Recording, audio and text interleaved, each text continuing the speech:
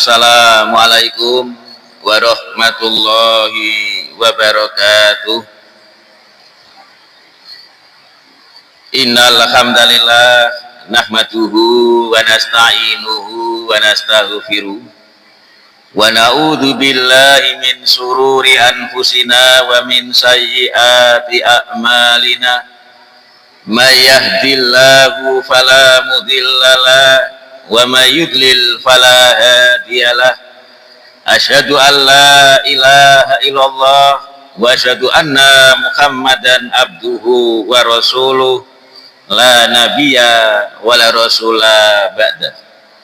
Wassalatu wassalamu ala Muhammad wa alihi wa ashabihi wa man tabi'ahu bi ihsanin ila yaumiddin.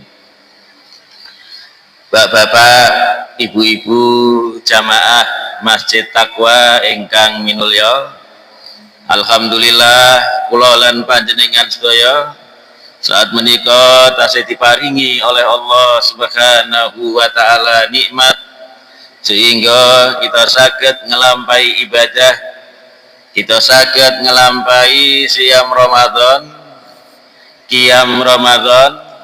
Shalawat salam mugi-mugi tetap tercurahkan dumateng Nabi kita Muhammad sallallahu alaihi wasallam, ugi keluarga-keluarganya, sahabat-sahabatnya, lan tiang-tiang ingkang selalu menegakkan dinul Islam sampai hari akhir. Sore menika Senin 10 Maret 2025 bertepatan dengan 10 Ramadan 1446.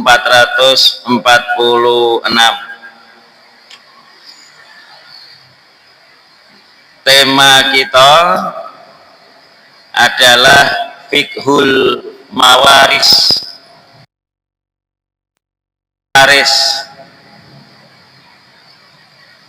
Ilmu tentang waris. Ilmu tentang waris menika niki kadang-kadang terlupakan, boten dipelajari, sehingga berakibat pembagian waris itu seolah-olah bukan bagian daripada syariat Islam. Pembagian waris seolah-olah wajib. Ini akibat dari orang jarangnya mempelajari ilmu waris. Kadang-kadang tiang menika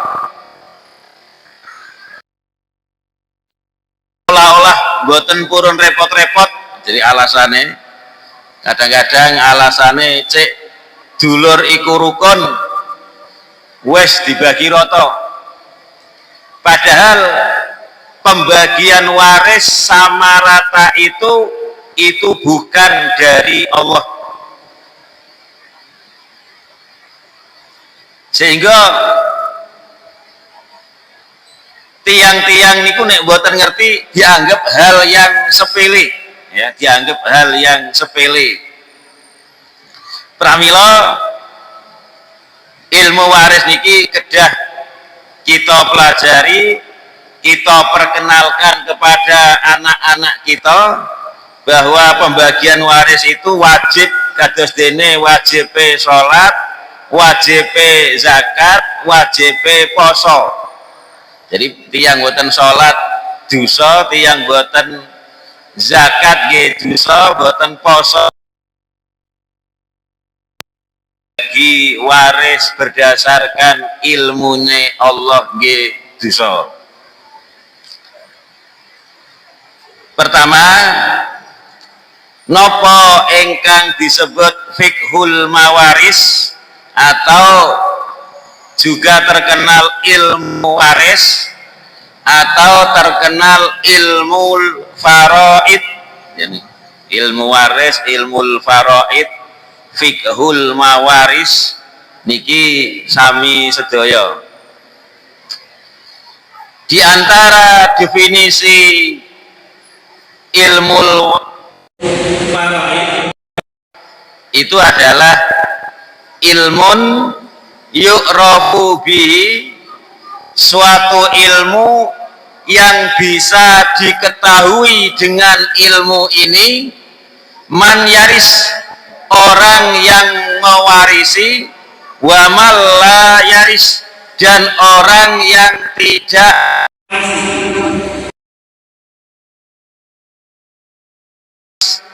Dan ukuran atau bagian tiap-tiap ahli waris. Jadi yang dimaksud ilmu waris ini, ilmu ini kita bisa mengetahui 3 hal pokok, ya. Kita bisa tiang-tiang sing berhak mewarisi. Jadi tiang-tiang sing berhak mewarisi niku sinten mawon? Sinten tiang sing ahli waris? Samantone ngertos sinten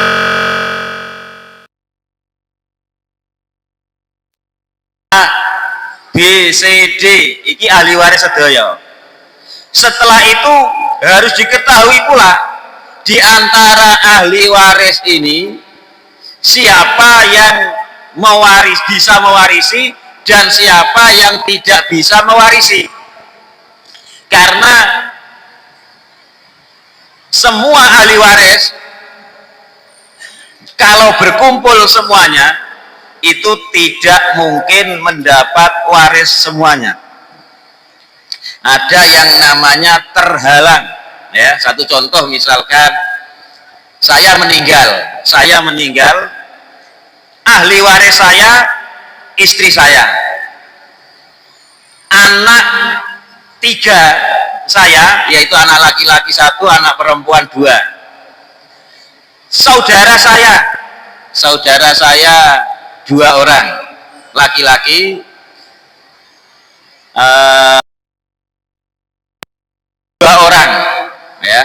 Jadi laki-laki 2 orang, perempuan 2 orang, 4 saudara sekandung saya. Bapak saya sudah meninggal, ibu saya sudah meninggal. Maka di antara ahli waris saya ini, ya, anak, istri, saudara-saudara itu semua ahli waris, tapi tidak semuanya mendapat waris. Misalkan saudara saya sekandung laki-laki 2, perempuan 2 tidak mendapat waris walaupun dia ini adalah ahli waris. Walaupun ahli waris. Kenapa kok tidak mendapatkan waris padahal ahli waris? Karena saya punya anak 1, yaitu laki-laki. Kalau laki-laki, anak laki-laki saya tidak ada, ahli waris ini dapat semuanya. Nah, ini berarti yang jadi ahli waris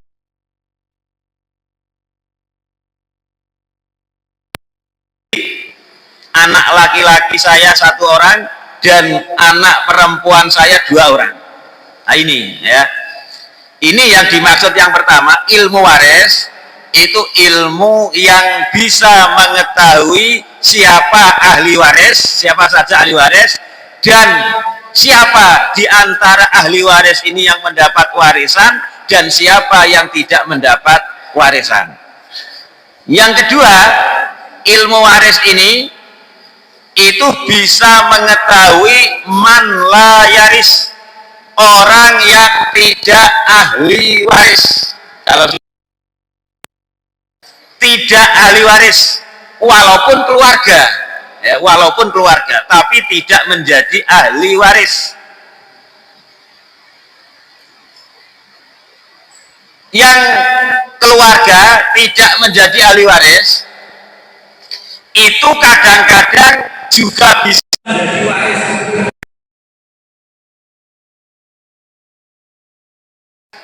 Kalau ahli waris tidak ada, maka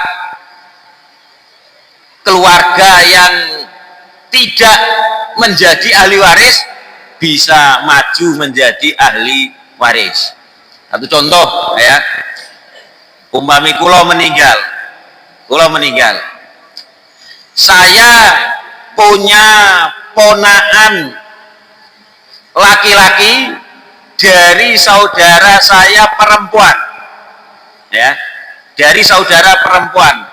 Jadi saya punya saudara sekandung perempuan sudah meninggal, kemudian dia punya anak laki atau perempuan tidak masalah. Ini namanya zawil arham, yaitu orang masih keluarga tapi tidak menjadi ahli waris. Maka dia ketika ahli waris ada, dia tidak mendapat waris. Jadi umpama saya mati itu punya ahli waris satu anak perempuan saja, ya, anak perempuan saja. Kemudian di samping anak perempuan ini saya punya keluarga, tapi keluarga bukan ahli waris, namanya zawil arham, yaitu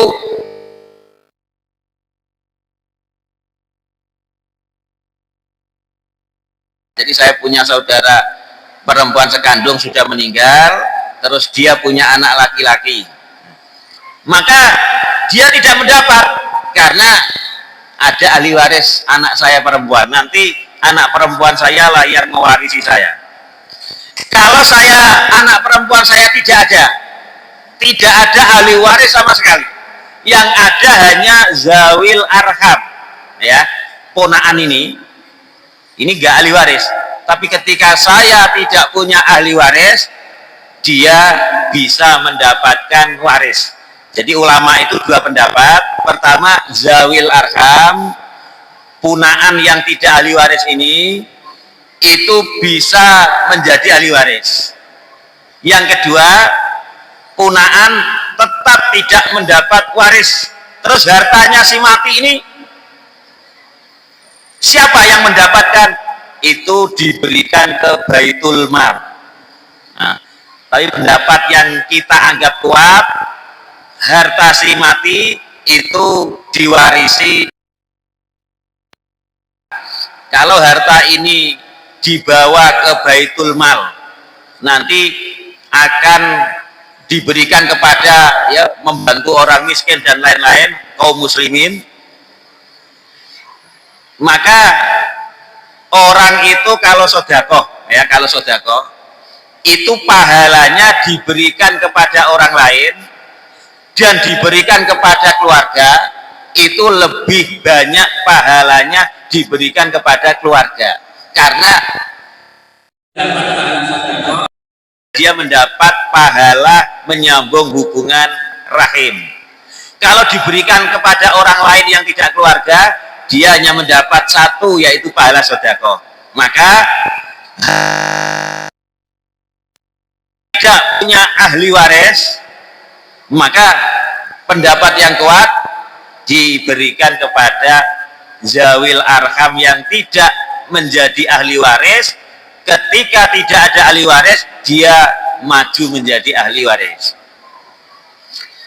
Kalau ahli warisnya itu suami atau istri saja, ya begini ya, saya tidak punya anak, ahli warisnya hanya dua, istri saya dengan ponaan saya tadi yang tidak ahli waris, ya, namanya zawil arham. Saya punya saudara perempuan, ya, dia punya anak laki-laki. Yang jadi ahli waris kan hanya istri, ya. Maka harta itu tidak diberikan kepada istri semuanya. Kenapa? Karena istri itu tidak boleh menerima rot. Rot itu balian, ya, balian. Begini, yang dikatakan rot itu begini. Kita kembali ke contoh anak perempuan saya, satu-satunya ahli waris. Saya meninggal, ahli warisnya anak perempuan satu orang, hanya satu orang, dan zawil arham. Anak perempuan itu bagiannya berapa? Separuh. ya, separuh harta saya misalkan meninggalkan harta 10 juta, anak perempuan saya itu dapat separuh. Loh, terus sisanya kemana? Diberikan siapa? Ini disebut dibalikno kepada ahli waris ini saja, karena tidak ada ahli waris yang lain. Kenapa? Karena masih ada hubungan keluarga, ya. Jadi rot itu balik kepada ahli waris yang ada hubungan keluarga. Ya, paham ya? Ini rot kepada satu orang anak perempuan. Sekarang kita kembali ke tadi, saya mati, saya meninggalkan istri dan punaan yang bukan ahli waris, ya. Maka istri saya dapat seperempat.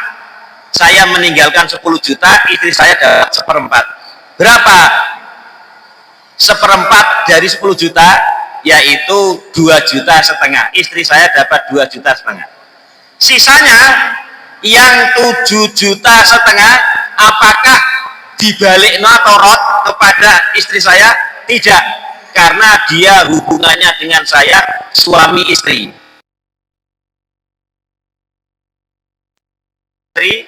Saya dan hak istri sudah diberikan, yaitu seperempat sudah diberikan.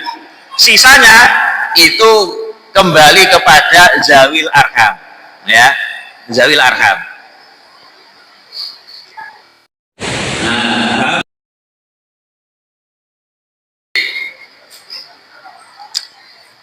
Jadi kita kembali, ilmu waris itu ilmu yang dengan ilmu tersebut kita bisa mengetahui pertama siapa saja ahli waris, ya.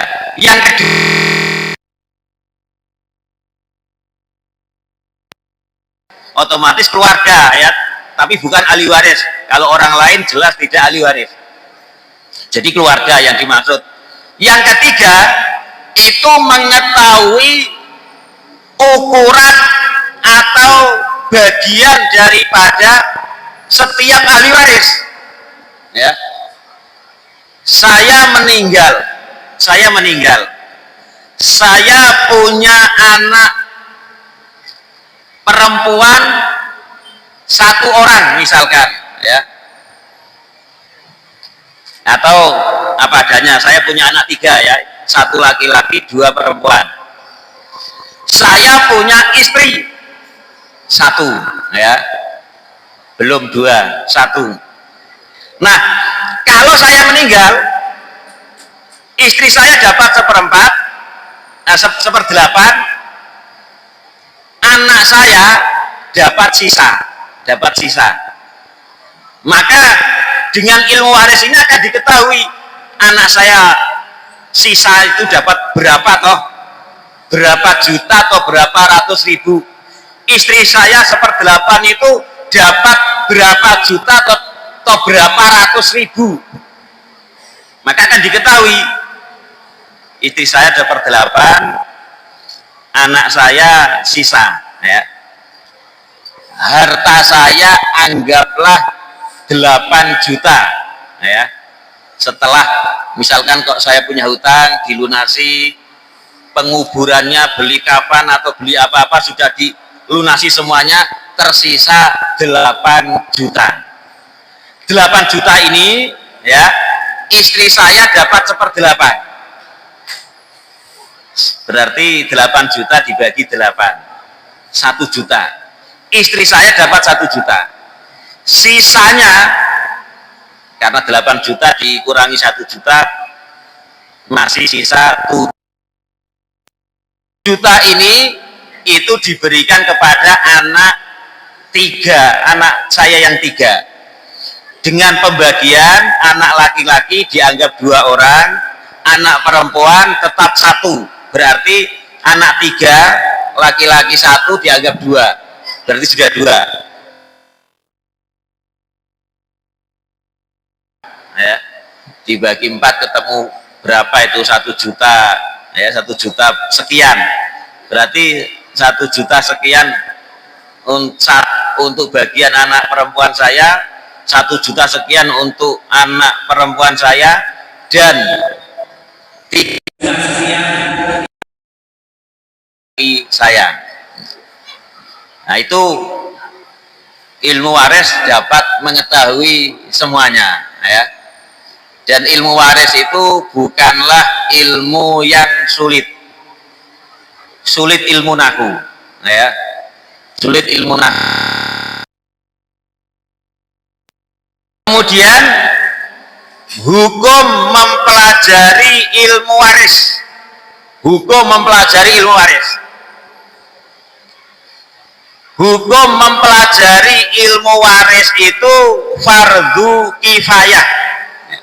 Fardu kifayah itu maksudnya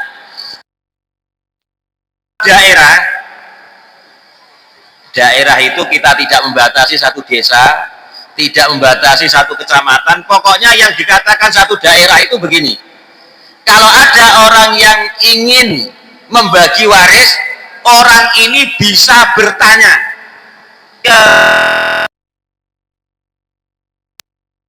karena zaman sekarang berbeda dengan zaman yang lalu. Zaman sekarang, kalau zaman yang lalu satu desa, ya satu desa, tidak ada HP, tidak ada apa-apa, ya, tidak ada HP, tidak ada apa-apa yang bisa bertanya di luar desa. Nah, sekarang sudah ada HP, mungkin di desa ini nggak ada yang bisa, tetapi di desa sebelah ada, bisa bertanya, ya, bisa dijangkau. Ya cuma kita mengikuti saja, istilah saja, yaitu fardu kifayah itu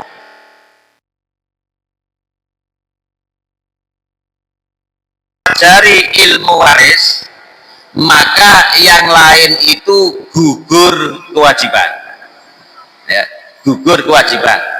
Sebagaimana sholat jenazah, kalau ada orang meninggal di Sedayu ini, disolati di masjid Takwa, maka seluruh desa Sedayu ini itu sudah lepas, tidak punya kewajiban, ya, tidak punya kewajiban. Dalam arti kalau tidak, yang lain tidak menyolati, tidak berdosa. Tetapi kalau dan tidak ada yang menyolati, semua penduduk desa Sedayu yang tidak menyolati ini mendapatkan dosa, ya. Maka kalau sudah ada jenazah disolati di masjid Takwa, maka yang lain seolah-olah yang ada di sini. Jadi kalau sudah ada yang pelajari ilmu waris, yang lain gugur kewajiban. Gugur kewajiban itu bukan berarti tidak wah sudah ada yang bisa,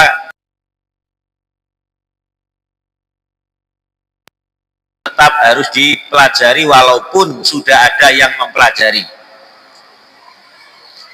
Kemudian keutamaan mempelajari ilmu waris, ya, keutamaan mempelajari ilmu waris. Banyak hadis, ya, banyak hadis, tetapi hadis ini hadis lemah, ya, sehingga para ulama karena banyak sekali hadis lemah ini, ulama itu kemudian menyertakan, ya, menulis keutamaan mempelajari ilmu waris, disebutkan, ya, karena banyak, jadi agak mendingan daripada sudah lemah aneh, ya, sudah lemah ya aneh. Kemudian ini keutamaan pelajari ilmu waris, ya, berdasarkan hadis diriwayat ini dianggap lemah oleh Albani, tapi oleh sebagian ulama Az-Zahabi itu dianggap sahih, ya. Jadi ini ada sebagian yang menganggap sahih dan ada yang menganggap lemah. Rasulullah dawuh saking sahabat Abdullah bin Mas'ud, ya, ta'allamul faraid wa allimuhun nas. Pelajarilah ilmu faraid dan ajarkan ilmu faraid itu kepada manusia. Ini kata Rasulullah, fa innimru'un magbud. Sesungguhnya aku, kata Rasulullah, aku adalah manusia yang pasti akan mati. Nal ilma sayubat, dan sesungguhnya ilmu ini waris itu akan digenggam, akan hilang. Watat harul fitan, dan akan timbul fitnah karena ketiadaan ilmu waris. Hatta yahtalifal isnani fil faridah, sehingga ada dua orang yang berselisih tentang ilmu waris. Jadi ada orang yang kematian keluarganya kemudian mencari ke sana, memutuskan perkara kami ini. Dia mencari ke sana kemari, la yajidani mayakdhi biha. Dia tidak mendapati satu orang pun yang bisa memutuskan persoalannya. Nah, ini jangan sampai terjadi seperti ini, ya. Ada orang mati, inginnya supaya diputuskan berdasarkan kitab Allah, tetapi tidak ada yang mengerti. Takok kono, takok kini, takok kono, kini, jauh oyo-oyoan. Kemudian di hadis yang lain, pelajarilah ilmu waris, wa huwa awwalu syai'in yunsa. Ilmu waris itu ilmu yang pertama-tama akan dilupakan oleh manusia. Jadi manusia akan melupakan ilmu waris. Ilmu waris dianggap remeh, ya, dianggap remeh. Kenapa? Karena manusia itu merasa punya ilmu sendiri, tidak usah menggunakan ilmunya. Iki dibagi sakmine, iki dibagi sakmine, sak karepe dhewe.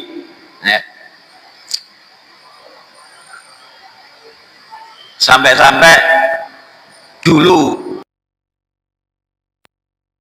ya, Menteri Agama yang mengatakan anak laki-laki dan anak perempuan itu warisnya sama.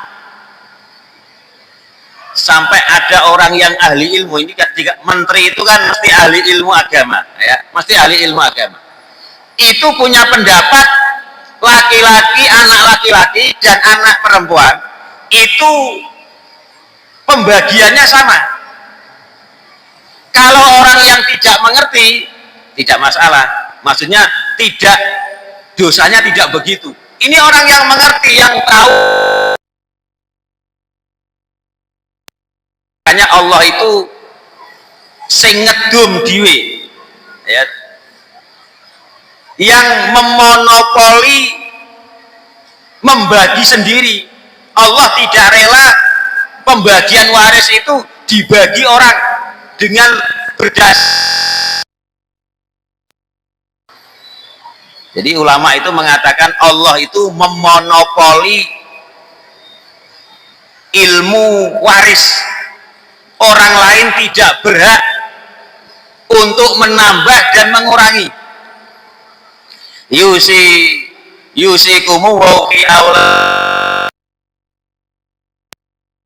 Allah mewasiatkan kepada kalian, orang tua, nek sampian mati, iku anak sampian laki-laki bagiannya 2 orang, anak perempuan bagian anak laki-laki sampian itu mendapat 2 kali lipat.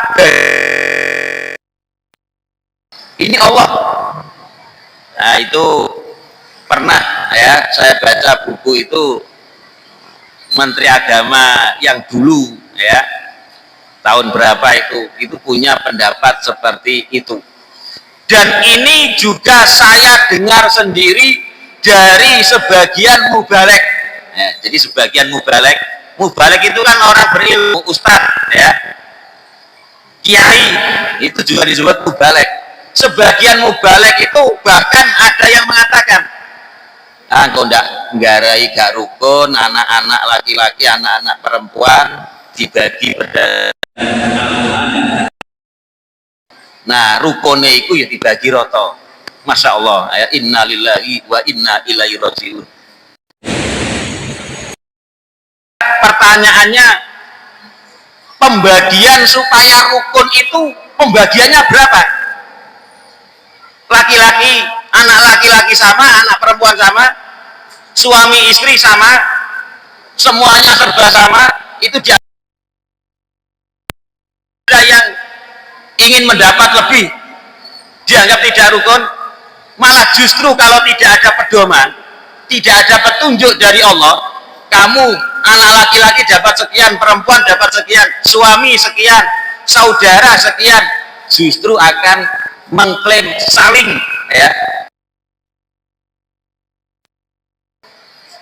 Maka inilah kita dituntut mengimani Allah ya, pasrah dengan Allah dalam pembagian waris, sebagaimana panjenengan itu pasrah dalam ketentuan Allah dalam hal sholat. Panjenengan nate ngirendul misalnya, atau bahasanya apa, gak rela ya sholat zuhur 4 rakaat, nate wah sholat zuhur kok 4 rakaat,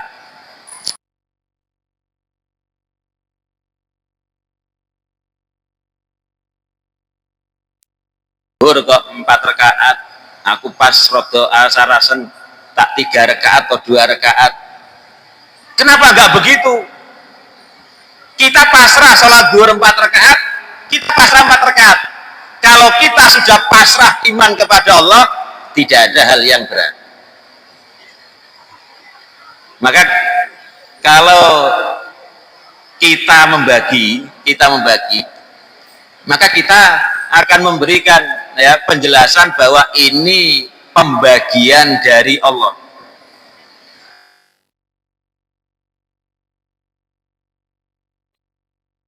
Karena beragama Islam diperintahkan untuk mengikuti syariat Allah dalam hal sholat, dalam hal waris sama. Nah ini ya, jadi kalau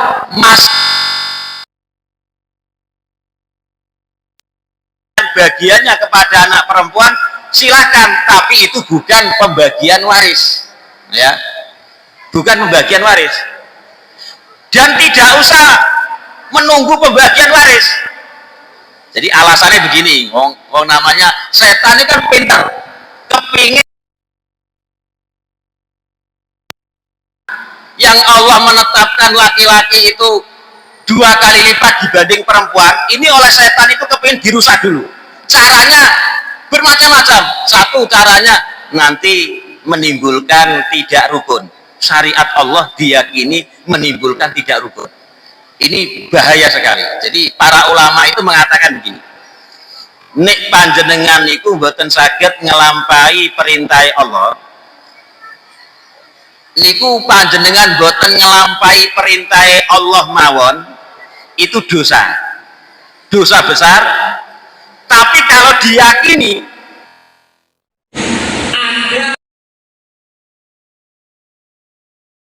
daripada ilmunya Allah, ini bisa menjadikan orang kafir. Nah ini bahayanya. Jadi kalau panjenengan ilmu waris, ilmunya Allah, ada ilmu yang tidak menjadikan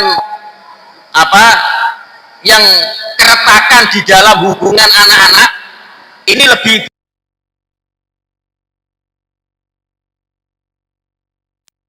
salah, karena mengakui ada hukum yang lebih baik daripada hukumnya Allah. Kalau panjenengan hanya tidak melakukan saja, itu dosa, tapi dosanya itu lebih mendingan, lebih baik dosanya daripada diyakini bahwasanya pembagiannya Allah itu ada yang kurang, nanti bisa menjadikan kekacauan. Teori saya sama rata, ini yang bagus ya.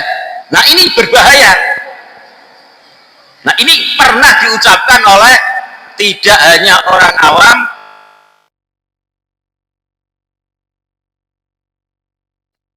bukan pembagian waris, itu pemberian. Misalkan saya punya anak laki-laki 1, anak perempuan 2. Misalkan anak laki-laki saya dapat 10 juta yang 1 orang, anak perempuan 1 orang saya dapat 5 juta, yang 1 5 juta. Terus anak laki-laki saya ingin sampean tak kasih ya tambahan sekian, yang 1 sekian, sehingga semuanya rata. Ini bukan pembagian waris, tapi itu pemberian ya. Dibagi dulu, kamu dapat 10, 5 juta. Nanti anak laki-laki ingin memberi, silakan kalau ingin memberi. Kalau tidak ingin memberi, ya silakan. Dan anehnya, ketika di dalam waris itu anak laki-laki itu seolah-olah kalau tidak diratakan dengan anak perempuan seolah-olah salah. Ini yang keliru. Jadi kalau saudara itu ingin memberikan saudara, tidak usah menunggu waris ya. Di luar waris pun silahkan memberi. Rezeki memberikan kepada yang lain ya. Jadi ilmu waris ini betul-betul tantangannya luar biasa. Jadi tipu daya setan itu ingin merusak ya ilmunya Allah itu dengan cara berbagai macam,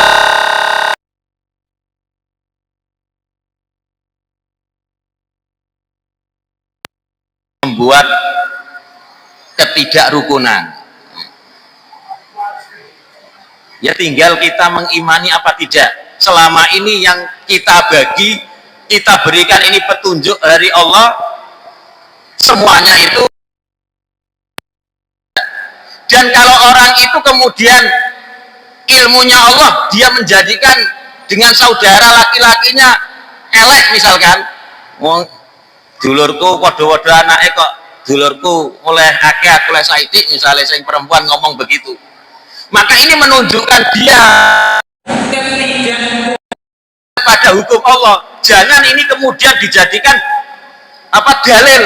Kalau begitu tidak nggarai, tidak rukun, diratakan. Maka yang melanggar larangan Allah ini justru harus kita sadarkan ini hukum Allah, bukan malah dijadikan dalil. Yang laki-laki juga bisa ngomong, saya berdasarkan ilmunya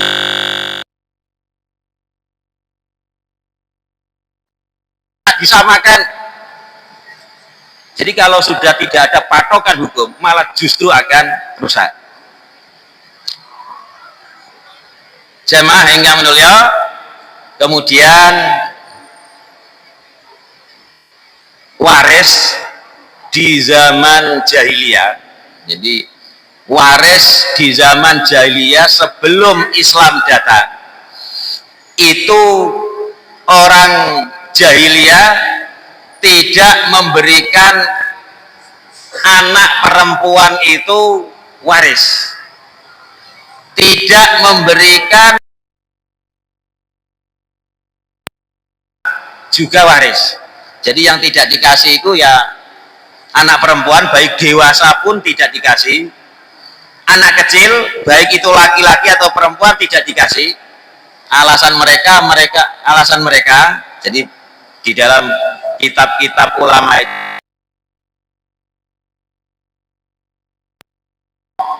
bagaimana kami akan memberikan kepada keluarga kami waris sementara dia tidak bisa menunggang kuda, dia tidak bisa menjaga keluarga kalau diserang musuh, maka kami tidak memberikan waris kepada mereka.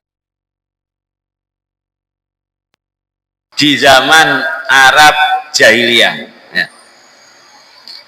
Dan itu juga berdampak di awal-awal Islam, ya.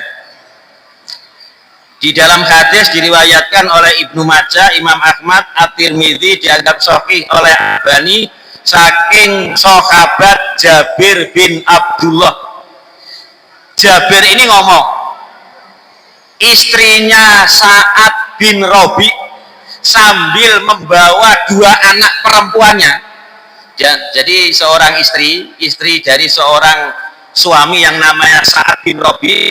Sa'ad bin Rabi di dalam peperangan Uhud bersama Rasulullah. Orang ini, perempuan ini mengajak dua anaknya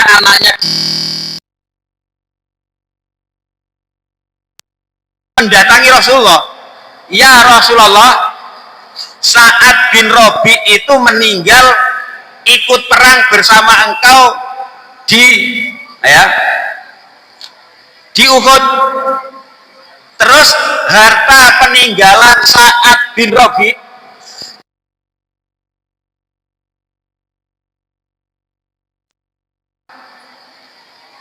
jadi diambil pamannya semua. Mungkin harta yang dimaksud ini adalah harta peninggalan orang tuanya Sa'ad bin Rabi, ya. Harta peninggalannya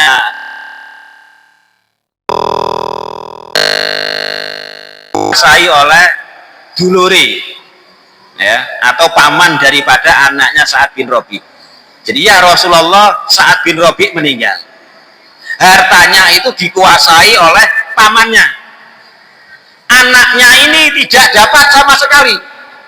Ini termasuk akibat padahal ini tidak ada di Madinah, tetapi pengaruh hukum Arab jahiliyah yang dahulu itu masih mencengkram, ya. Maka Rasulullah kemudian memanggil saudara laki-lakinya Sa'ad bin Rabi ini. Dia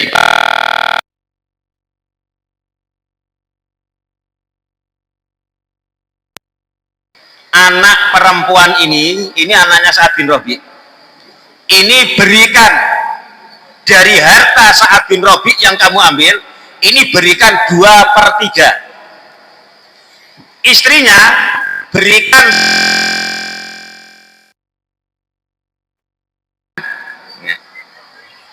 berapa itu berarti? Istri dapat 1/8, dua anak perempuan dapat 2/3. Berarti nanti ada namanya untuk membagi waris, namanya asal masalah.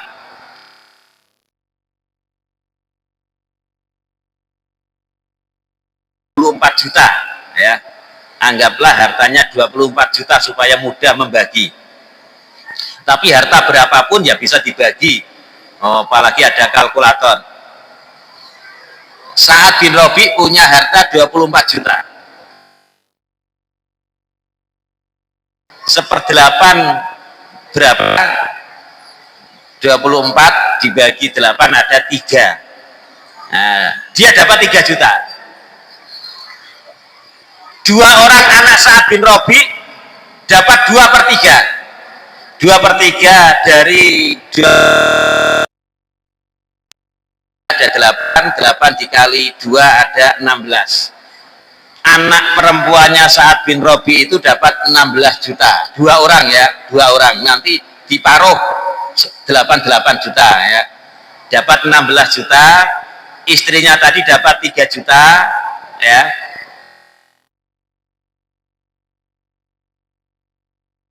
$24 juta, sisanya ada 5 juta. Nah, 5 juta itu milik sampian saudaranya Sa'ad bin Rabi.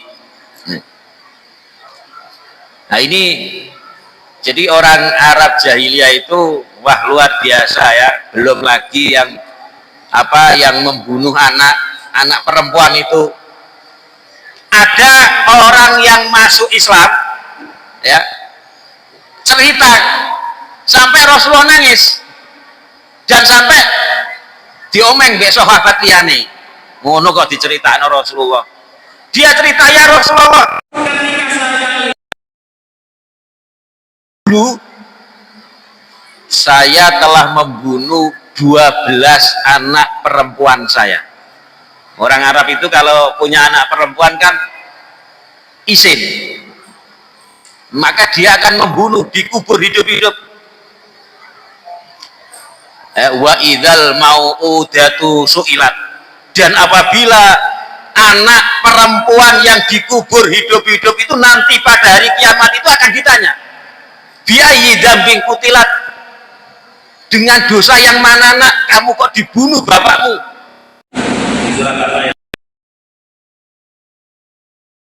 Udatu su'ilat, dan pada hari kiamat anak perempuan yang dikubur hidup-hidup itu nanti ditanya oleh Allah, bi ayyi dzambin qutilat, dengan dosa apa kamu kok dibunuh oleh bapakmu, dikubur hidup-hidup oleh bapakmu. Itu sampai ada yang membunuh itu 12 anak. Jadi seorang ayah setiap punya anak perempuan dia bunuh, sampai punya 12 anak perempuan. Ada yang cerita lagi, ya ketika masuk Islam dia cerita, saya punya anak perempuan usia sekitar 4-5 tahun, lucu-lucunya ya. Suatu saat dia, anak perempuan ini kalau saya panggil, saya ajak, masya Allah luar biasa senangnya ya, sebagaimana seorang bapak ya selalu dinanti anaknya. Maka suatu saat saya panggil, nak kesini nak, langsung dia, karena sangat senangnya anak itu kepada orang tua. Ketika saya panggil dia datang, saya ajak ke belakang rumah, jadi di kebun di belakang rumah. Setelah itu ada sumur tua. Anak saya ini kemudian saya angkat, kemudian saya jatuhkan ke sumur tua ini. Saya teringat, jadi orang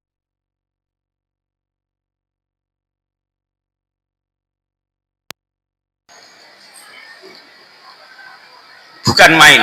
Jadi dengan Islam ini kita bisa menyayangi anak. Itu waris di zaman.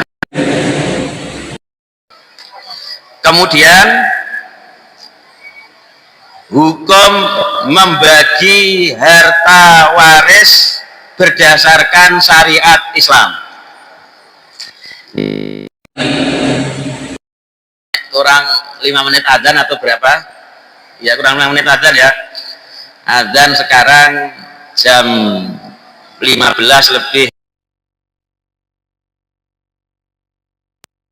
26 ya, kurang lebih 10 menit atau ya kurang lebih 10 menit lah. Hukum membagi waris berdasarkan syariat Islam.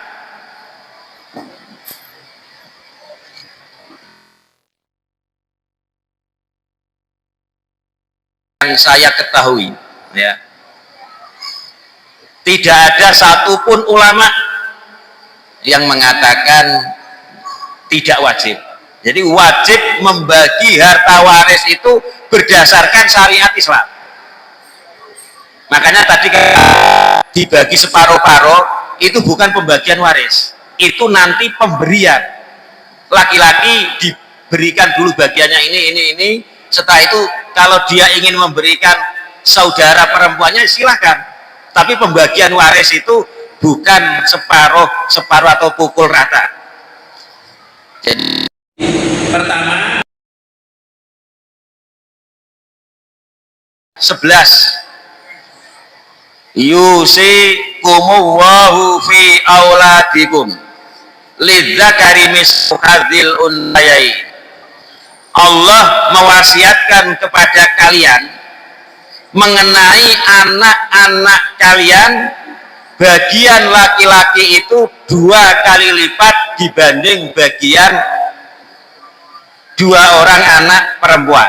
Jadi bagian anak laki-laki mislu, sama perempuan. Ini waris ya, bukan pemberian ketika hidup. Kalau pemberian ketika hidup itu sama rata ya, sama rata. Kalau ada seorang orang tua sudah memberikan anaknya, mungkin anak sing barep dikei digaweno omah atau dikei tanah ya, anak yang kedua sudah dikasih tanah sana, anak yang ketiga belum dikasih, dia sudah meninggal, maka jangan dibagi dulu sebelum anak yang ketiga ini mendapatkan dengan anak pertama dan kedua ya. Kalau ini sudah dikasih masih ada sisa, itu kemudian menjadi waris ya, menjadi waris. Jadi kata-kata yusikumullahu fi auladikum lidzakari mislu hadzal mewasiatkan kepada kalian mengenai anak-anak kalian, bagian anak laki-laki itu sama dengan bagiannya dua orang anak perempuan.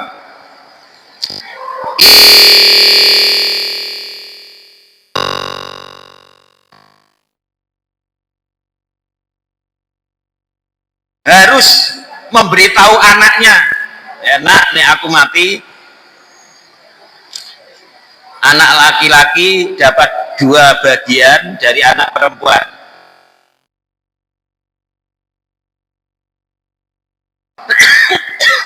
Mewasiatkan kepada orang tua. Kata-kata wasiat itu ya, wasiat nek panjenengan ketika orang tua panjenengan meninggal dan orang tua panjenengan itu berwasiat, saya tanya, apakah wasiatnya orang tua itu panjenengan turuti apa tidak? Pasti dituruti ya, pasti dituruti. Sampai-sampai kadang-kadang ya wasiat tua ikut dituruti, padahal kalau gak tepak ini nggak boleh ya, sakno wong tua nih. Misale ana wong tua, nak nek aku mati tanah iku ambil, padahal bukan milike ya, maka ini wasiat tidak tepat. Kalau dituruti kasihan orang tuanya ya. Bahkan ada wasiat yang tidak haram, tetapi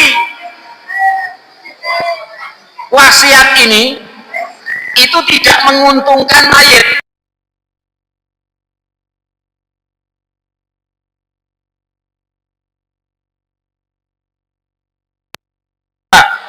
Nak, nek aku mati, aku kubur nok tanahku kono, misalnya, sing kono loh. Maka ini kan tidak dosa. Bukan bapak kita. Sakno, nek dikubur nok tanah dhewe siji membahayakan tanah-tanah pinggire. Akhirnya harga-harga turun. Ini juga berdampak nanti orang lain itu gremeng.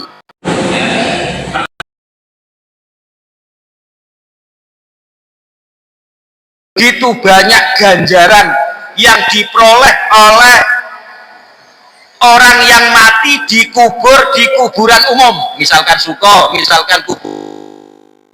Itu mendapatkan. Kenapa? Setiap ada orang mati dimasukkan ke suko, misalnya orang nyelawat masuk mengucapkan assalamualaikum ya ahlal kubur, ja'alallahu lana minal,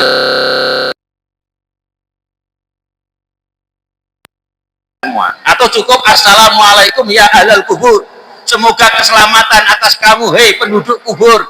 Ini tiap hari ada orang mati sing nyelawat akeh maca salam kabeh.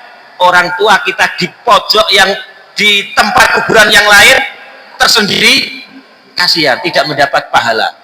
Maka ketika anak dapat wasiat seperti ini, kata para ulama, memang nggak berdosa. Ya mungkin ada dosa kalau yang lain tanah pinggir geremeng mungkin dapat dosa.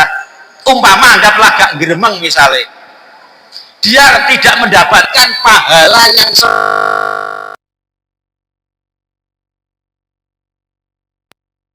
iman-iman.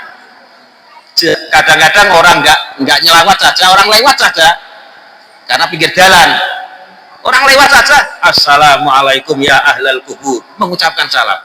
Ini berapa ratus atau tiap hari dilewati orang.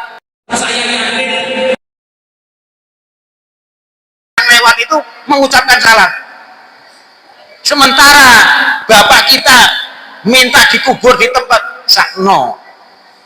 Nah, kadang-kadang orang kan bangga tempat tersendiri, itu kerugian yang sangat besar, ya, kerugian yang sangat besar. Nah, nek no umum itu engkau diganti pamit suwi misalnya 30 tahun atau berapa diganti, tapi dia tetap di sana. Misalkan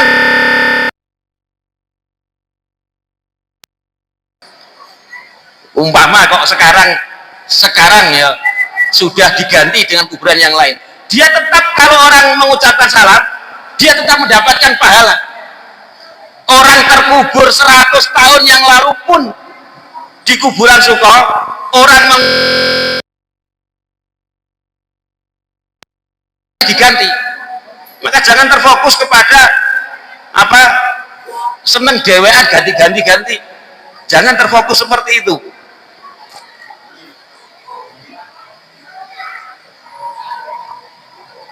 Ya, ini jadi yusikumau fi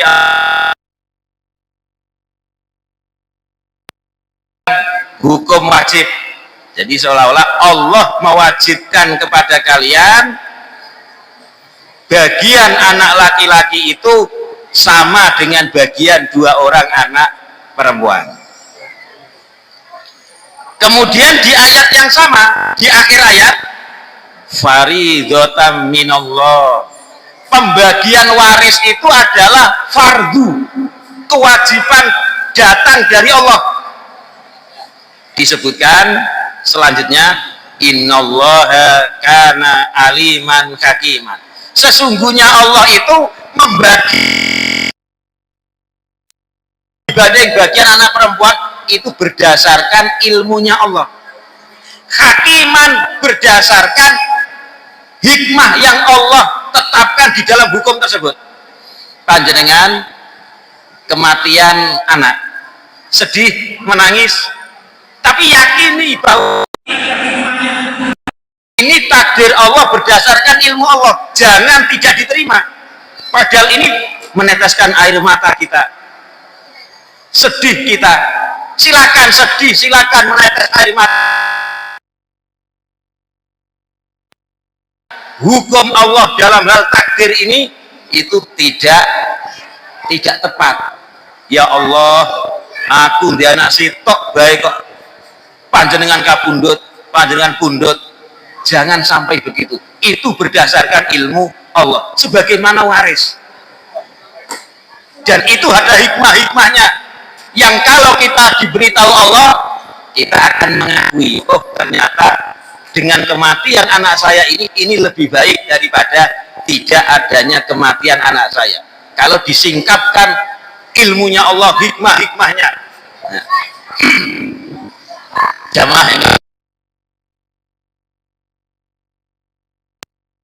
nggih pancen sampun wancine nggih, sampun wancine nggih, kita terusaken binjing nggih tentang dalil-dalil wajibnya pembagian waris. Mugi-mugi wonten guna lan manfaat kanggone kula lan panjenengan sedaya.